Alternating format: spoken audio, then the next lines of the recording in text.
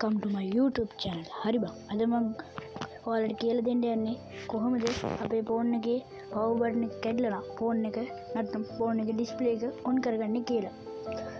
තව දෙයක් screenshot ගහන්නත් අපේ ෆෝන් එකේ button කැඩලා නම් ඒකටත් මම තව ක්‍රමයක් කියලා දෙන්නම්. හරි අපි වැඩේට යමු.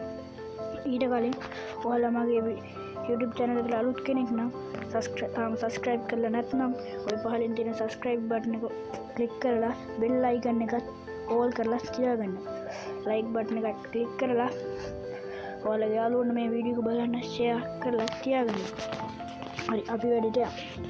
ඉස්සෙල්ලාම අපි setting එක යන්න ඕනේ. setting එකට ගියාට පස්සේ ඔයාලට පේනවා මෙතනින් වැඩිලා තියෙනවා. ඔයාලට පේනවා accessibility for you කියලා. අපි ඒක ටච් කරගන්න ඕනේ. මෙතන වැඩිලා තියෙනවා shortcut and give කියලා. ඒක ටච් කරගත්තට පස්සේ මෙතන තියෙනවා wake screen කියලා. මේ ඒක ටච් කරගත්තට පස්සේ ඔයාලට වෙනවා මෙන්න මේ විදිහට අපේ mobile phone එක මේ විදිහට උඩට උස්සපුවාම phone එක on වෙනවා display එක. අපි එහෙම on නම් ඔයාලට එහෙම කරගන්න මෙතන තියෙන click එක on කරගන්න ඕනේ. හරි. මෙතන ඔයාලට පේනවා තියෙනවා mute ringtone කියලා. ඒකත් අපි click කරගත්ත පස්සේ phone එක පල්ලෙහාට දාන්න phone එකේ display එක off වෙනවා. ඔයාලට පේනවා මේ විදිහට ලානම් ඔයාලගේ phone එක off වෙනවා. හරි. අපි එහෙම අපිට ඕන නම් මෙතන තියෙන tick එක on කරගන්න ඕනේ. හරි. මම ඔයාලට කිව්වා කොහොමද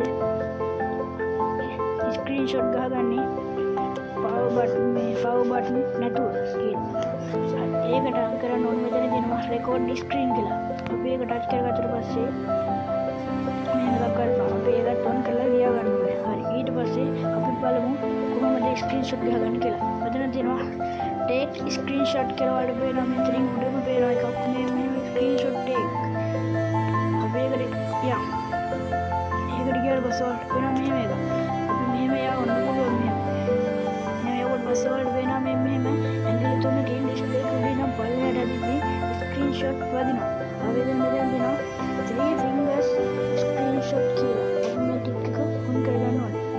උඩ තියෙන tick එකත් on කරගන්න ඕනේ. හරි බා. මෙන්න මෙහෙමයි මේ වැඩ ටික කරන්නේ. ඔයාලට මේ කොහොමද නම් මගේ වීඩියෝ එක subscribe කරලා like කරන්න.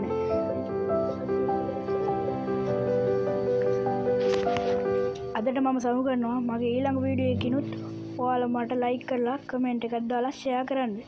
මම යනවා. bye.